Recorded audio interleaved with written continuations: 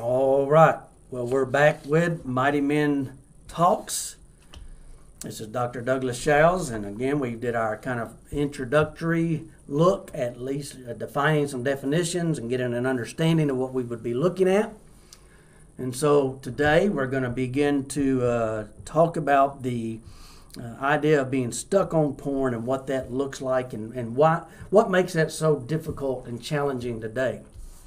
Well, let's just go ahead and talk about the four things that we're going to be looking at over a series of episodes. Those four things are we're going to be looking at pocket porn.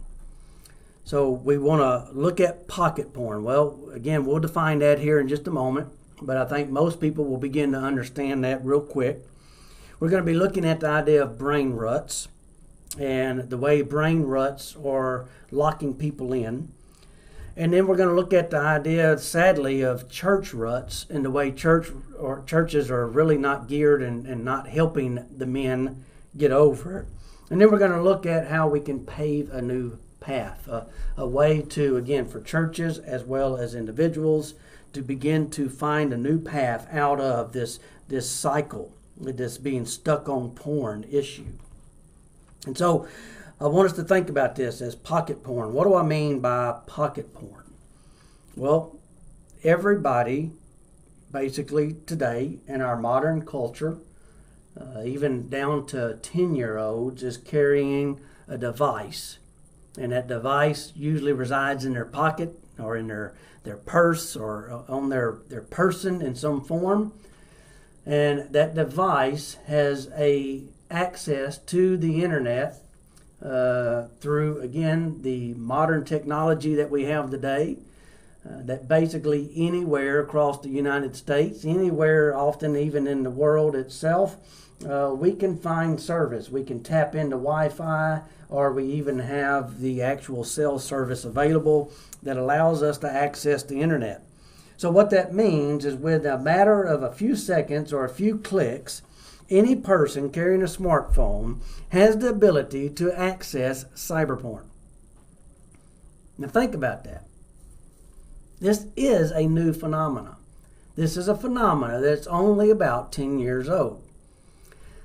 And it's so new that, again, the damage of it is yet to be able to be understood. We can know a couple of things real quick. Exposure rates to pornography are unfathomable. In fact, so much so that one of the reasons we cannot do your typical quality scientific studies where you would have your different groupings, your subject matters who would be exposed, and then those who again would not, that you could then test the idea of the effects and so forth of porn. Well, guess what? You can't do that. Why? Because you can't find anybody that hasn't been exposed to pornography. So we have no test groups to work with.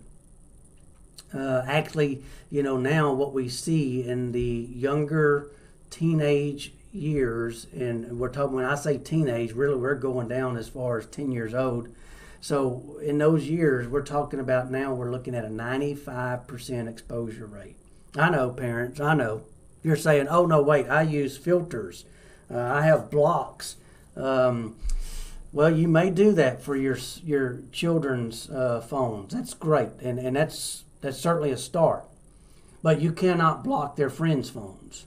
And so what we have to realize is that it's there. It's there, and people are being exposed at unprecedented rates.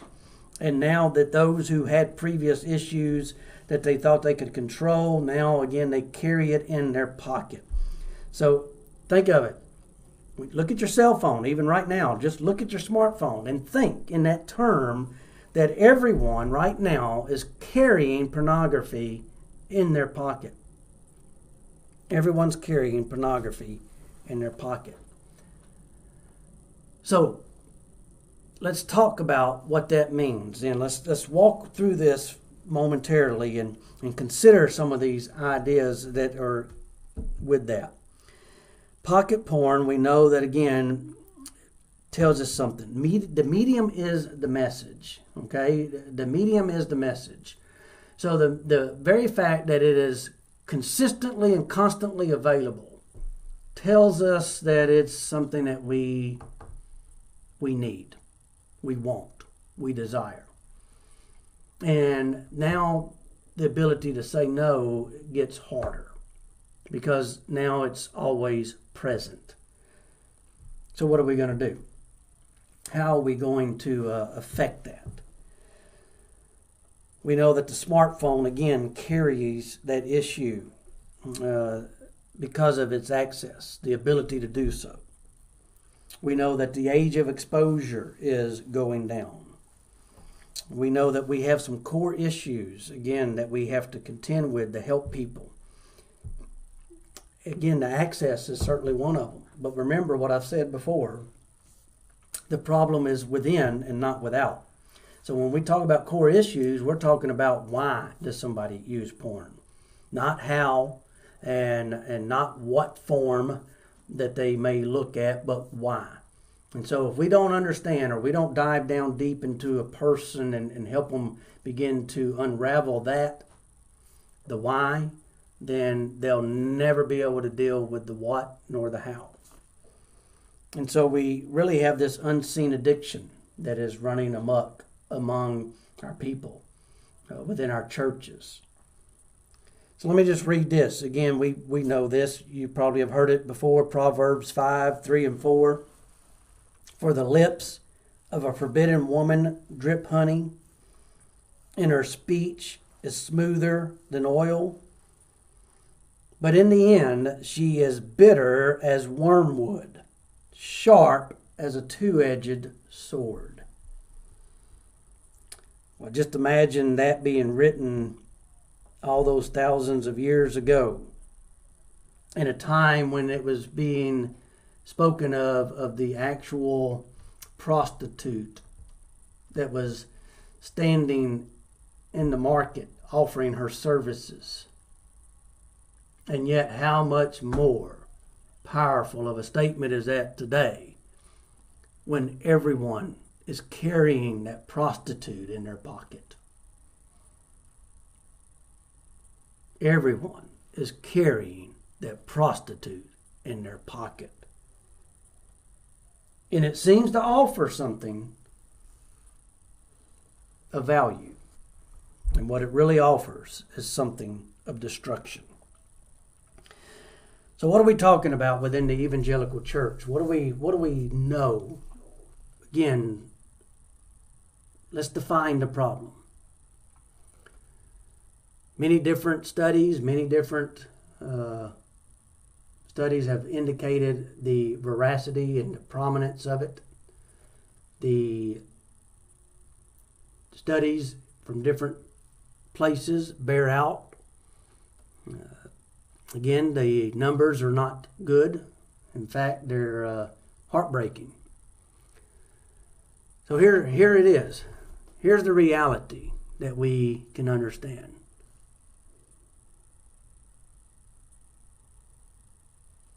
I think I'm going to have to stop.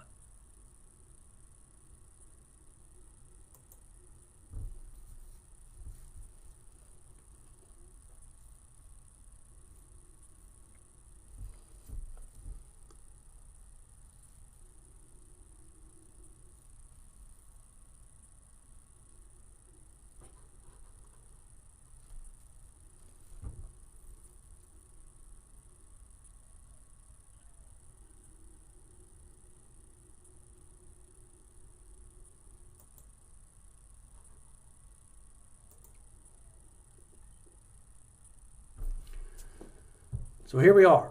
Here's the reality. Here is the numbers.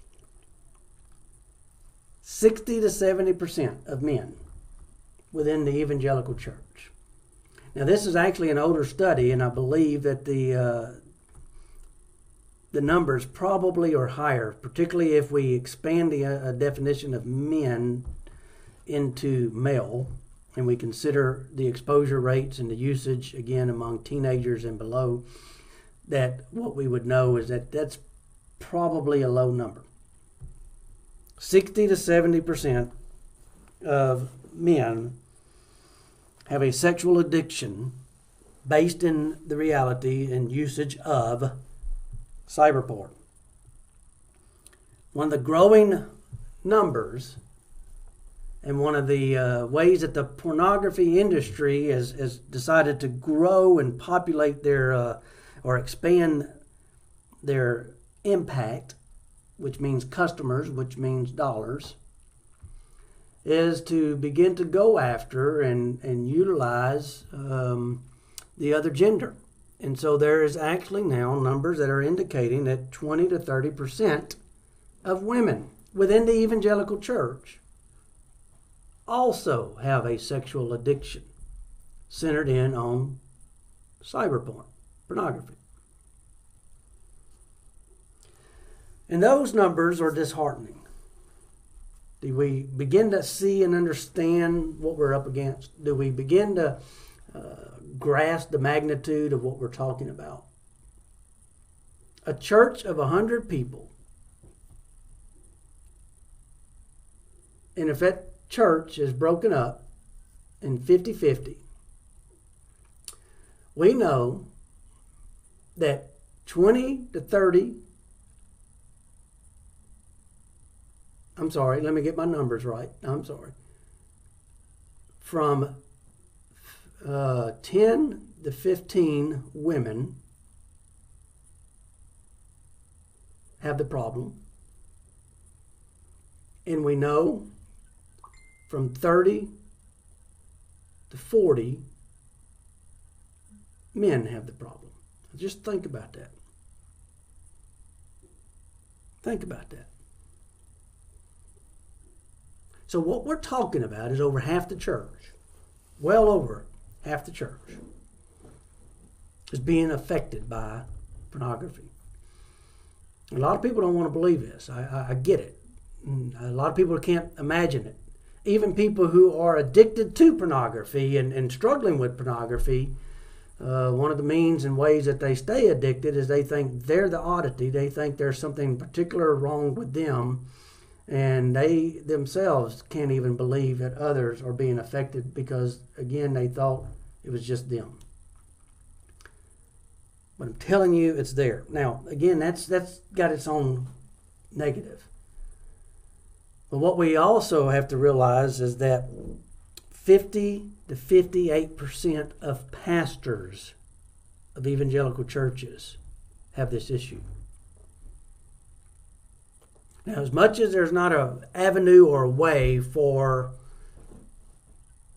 the local church to help its members, how much more so is it for pastors to not have a way to receive help? 50% or more of pastors are struggling. They're desperate. But there's no help.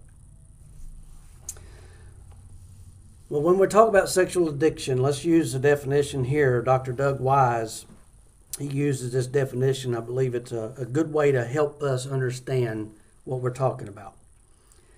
He says, when you cannot stop your behavior, when you're spending more time and money than you thought you would, when you have been caught or had consequences but continue anyway, when you've made promises to quit and cannot fulfill those promises to yourself, God, your family, or your wife, you most likely have an addiction. Now, the only thing I would counter is I don't think it's most likely. I think it's absolutely. You have an addiction. Because that's what addiction does. It robs you of yourself. And it robs you of your ability to do what, in one sense, you really want to do. And because, again, it's now controlling you. Remember the cyberporn hook. It's directing you. It's drawing you. It's telling you where you will go and what you will do. So, remember, cyberporn has a hook. And cyberporn is devastating. Now, I know this is the bad news. And again, we're going to look at upcoming episodes of brain ruts. And we're going to talk about how when we talk about the emotional and the psychological and the physiological issues and how that begins to manipulate and literally change the functions of our brain. We're going to be looking at that. And so that's going to be coming up in our next episode. So we want to make sure that you're aware that, again, this is going to be available weekly. And so you'll see the next episode coming up. So I know this is a hard subject. It's a hard subject that, again, I've had to walk through personally. It's a hard subject that I have helped many men walk through as well. I can tell you that I have seen men succeed. I have succeeded. But that does not mean I can ever let my guard down, and neither can they. And it means you've got to go into some deep internal work. And you got to get really serious with yourself and with God. But there's hope. Again, cyber porn can be beaten. And so I want you to be aware of that and know that, again, there is great hope. So what we're going to be looking at is, as we go forward, is, again, the brain ruts. Then we're going to be looking at, again, the church ruts that are there that keep us from helping men. Then we're going to be also working toward the plan and the way to create a new path. So I want to tell you again, thank you for being with me today. Thank you for joining us. This has been Dr. Douglas Showles with Mighty Men Talks, portion of C128 Ministries. And we'll look forward to talking to you again soon.